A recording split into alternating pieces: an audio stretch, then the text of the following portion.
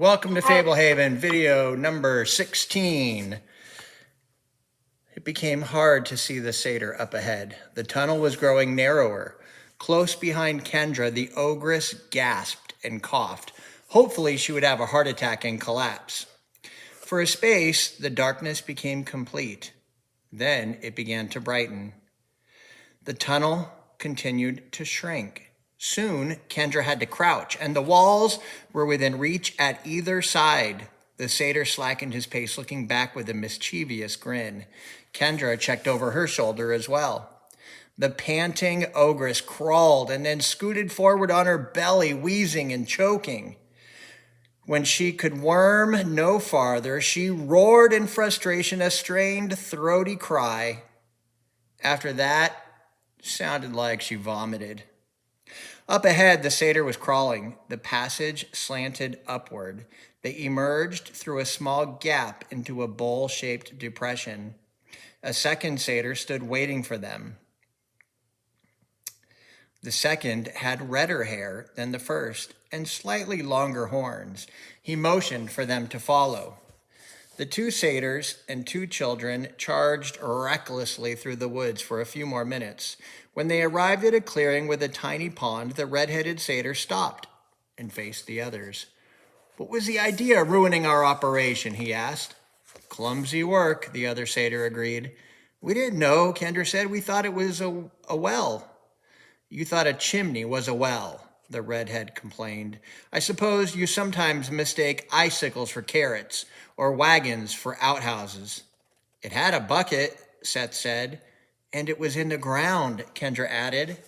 "They have a point," the other satyr said. "You were on the roof of the ogress's lair," explained the redhead. "Oh, we get it now," Seth said. "We thought it was a hill." "Nothing wrong with pinching a bit of soup from her cauldron," the redhead continued. "We try to be free with our assets, but you need to use some delicacy, a little finesse. At least wait until the old lady falls asleep." "Who are you anyhow?" "Seth Sorensen." "Kendra." "I am Newell," said the redhead. "This is Doran. You realize we'll probably have to construct a whole new rigging." "She'll rip the old one down," Doran explained.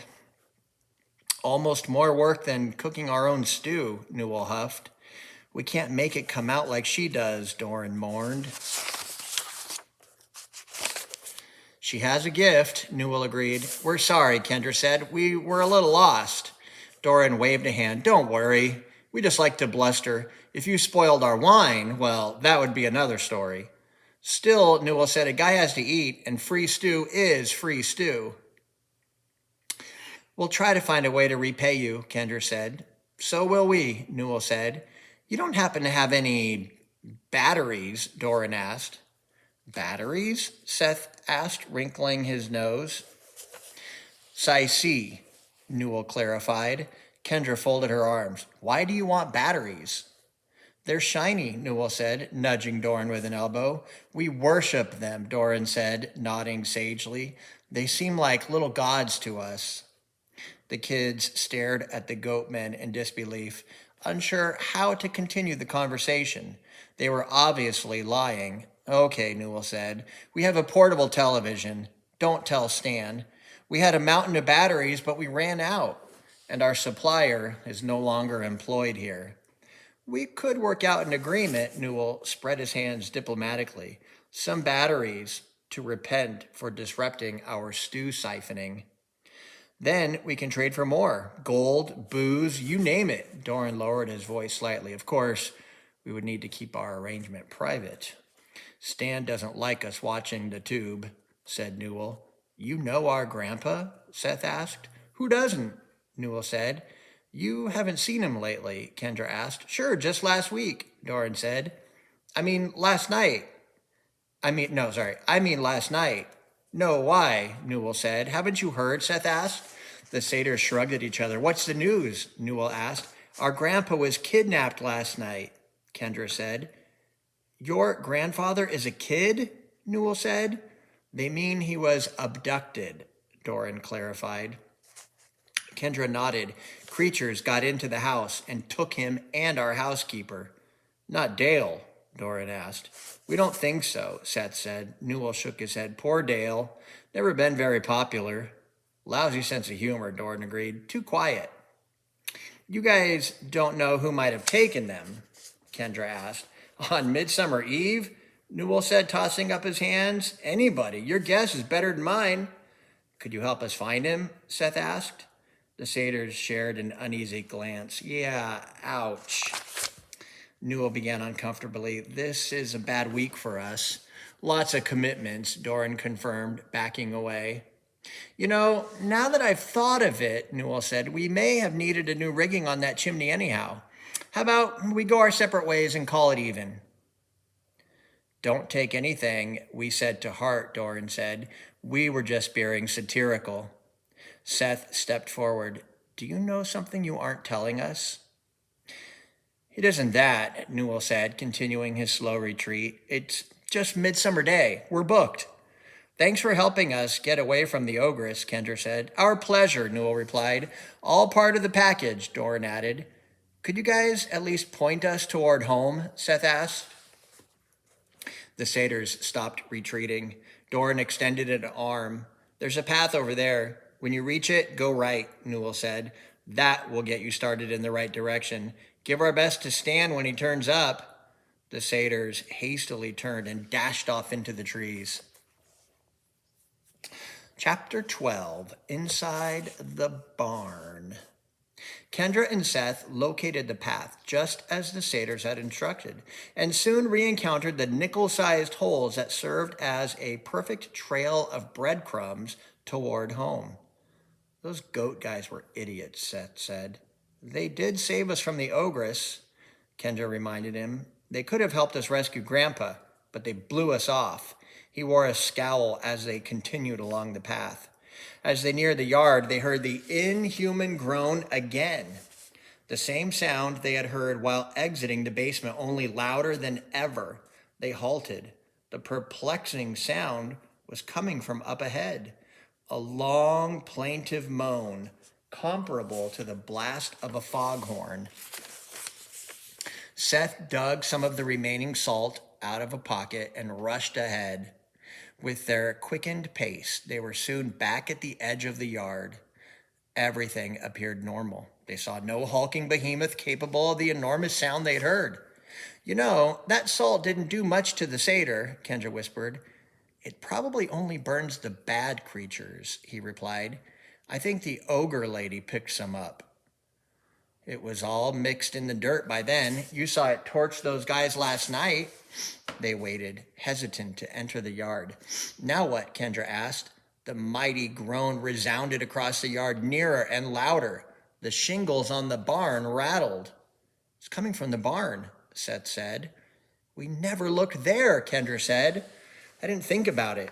The monstrous groan blared a third time. The barn shuddered. Birds flew up from the eaves.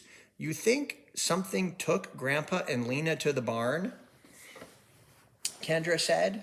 Sounds like it's still there. Grandpa told us never to enter the barn. I think I'm already grounded, Seth said. No, I mean, what if he keeps ferocious creatures in there? It might have nothing to do with his disappearance. It's our best chance. Where else are we going to look? We have no other clues. The tracks were a dead end. At least we should try to get a peek inside. Seth started for the barn, with Kendra following reluctantly behind. The towering structure rose a good 5 stories tall, topped by a weather vane in the shape of a bull. Kendra had never studied it for entrances until now. She noted the obvious set of large double doors in the front, along with some smaller access doors along the side. The barn creaked and then started shaking as if there was an earthquake. The sound of timber splitting filled the air, followed by another mournful moan. Seth glanced back at Kendra. Something huge was in there. A few moments later, the barn grew still. Chains and a heavy padlock bound the double doors in front, so Seth moved along the side of the building, quietly trying the smaller doors. All were locked. The barn had several windows, but the lowest were 3 stories off the ground. They stealthily circled the entire building, finding no doors unlocked. There weren't even any cracks or peepholes. Grandpa sealed this place up tight, Kendra whispered. We may have to make some noise to get inside, Seth said. He started circling the building again. I'm not sure that would be smart. Oh, I'll wait until the barn starts shaking again. Seth sat down in front of a small door, little more than 3 feet high. Minutes passed. Think it knows we're waiting? Kendra asked. You're just bad luck. Stop saying that. A fairy glided over near them. Seth tried to shoo it away. Get out of here. The fairy effortlessly dodged his shooing motions. The more vigorously he waved her away, the closer she came. Stop it, you're just egging her on, Kendra said. I'm sick of fairies. Then ignore her and maybe she'll leave. He stopped paying attention to the fairy. She came up right behind his head. When the proximity earned no reaction, the fairy landed on his head. Seth slapped at her, missing as she wove around his intended blows. Just when he jumped to his feet to chase her, the booming groan came again. The little door trembled. Seth plopped back down and started ramming the door with both feet. The moaning muffled most of the impact's noise. On the fifth kick, the edge of the little door split and swung open. Seth rolled away from the opening and Kendra stepped aside as well, digging in his pockets. Seth withdrew the remnants of his salt. Want some? He mouthed. Kendra accepted some salt. A second or two later, the deafening moaning ceased. Seth gestured for Kendra to wait. He crept through the small door. Kendra waited, squeezing the salt in her palm. Seth reappeared in the opening, wearing an inscrutable expression. You have to see this, he said. What? Don't worry, come look. Kendra ducked through the little doorway. The enormous barn contained just one cavernous room with a few closets around the perimeter. The entire room was dominated by a single, gigantic cow. Not what I expected, Kendra murmured in disbelief. She gawked at the colossal bovine in amazement. The huge head was up near the rafters, 40 or 50 feet in the air. A hayloft spanning an entire side of the building served as a feed box. The cow's hooves were the size of hot tubs. The tremendous udder was absolutely bulging. Milk beaded and dripped from teats, almost the size of punching bags. The gargantuan cow cocked its head, staring down at the newcomers to the barn. It let out a long moo, making the barn shake simply by shifting its stance. Holy cow, Kendra muttered. You can say that again. I doubt Grandpa will be running out of milk anytime soon. We're friends, Kendra called up to the cow. The cow tossed its head and began munching from the hayloft. Why haven't we heard this thing before? Seth wondered. She probably never moves. I think she's in pain. Kendra observed. See how swollen the udder looks? I bet it could fill a swimming pool. Seriously, somebody probably milks her every morning. And nobody did today, said Seth. They stood and stared. The cow continued munching from the hayloft. Seth pointed at the back of the barn. Look at the manure. Sick. The world's biggest cow pie. You would notice that. The cow let out another bellowing complaint, the most insistent so far.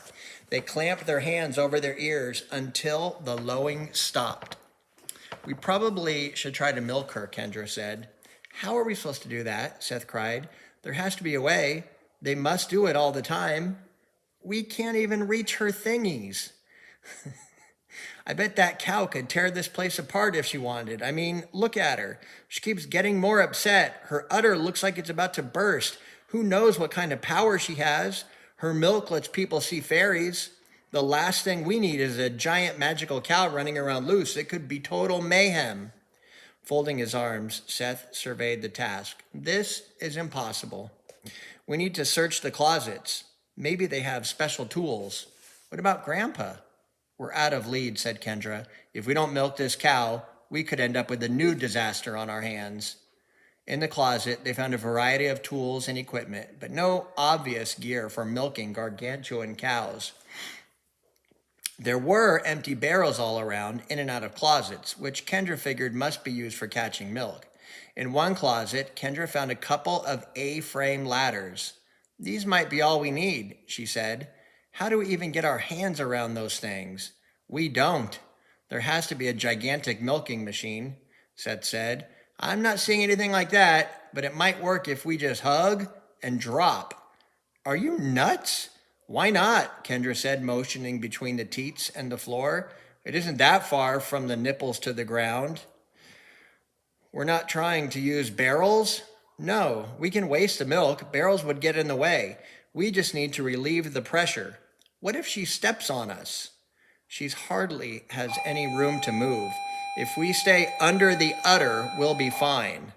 They dragged the ladders into position, one beside each of two teats on the same side of the mammoth cow. They climbed the ladders. Only by standing one rung from the top were they high enough to grip the teat near the udder. Seth stood waiting while Kendra tried to get into position. These feel wobbly, she said. Balance. She hesitantly stood upright. It felt a lot higher than it had looked from the ground. You ready? No. I bet this barn will hold her. We have to at least try. Hug the thingy and slide down, Seth asked. We'll trade off. You, then me, then you, then me. Then we'll do the other side. How about you start it? You're better at this sort of stuff, Kendra said. That's true. I milk a lot of giant cows. I'll show you my trophies sometime. Seriously, you start, urged Kendra. What if it hurts her? I don't think we're big enough. I'm more worried that we're not going to be able to get any out. So I should squeeze as hard as I can, Kendra confirmed. Sure. Once I do it, you'll do it, and we'll just keep going as fast as we can. And if I ever find a giant cow milking trophy, I'll buy it for you, Kendra offered. I'd rather we keep this our little secret. You ready? Go for it. Hesitantly, Seth placed a hand against the huge teat. The cow mooed and he recoiled, crouching and grabbing the ladder with both hands to steady himself. Kendra tried to stay balanced as she laughed. Finally, the foghorn moo ended. I changed my mind, Seth said. I'll count to 3, said Kendra. You go first, or I'm not doing it. I almost fell and wet my pants at the same time. 1, 2, 3. And we'll stop.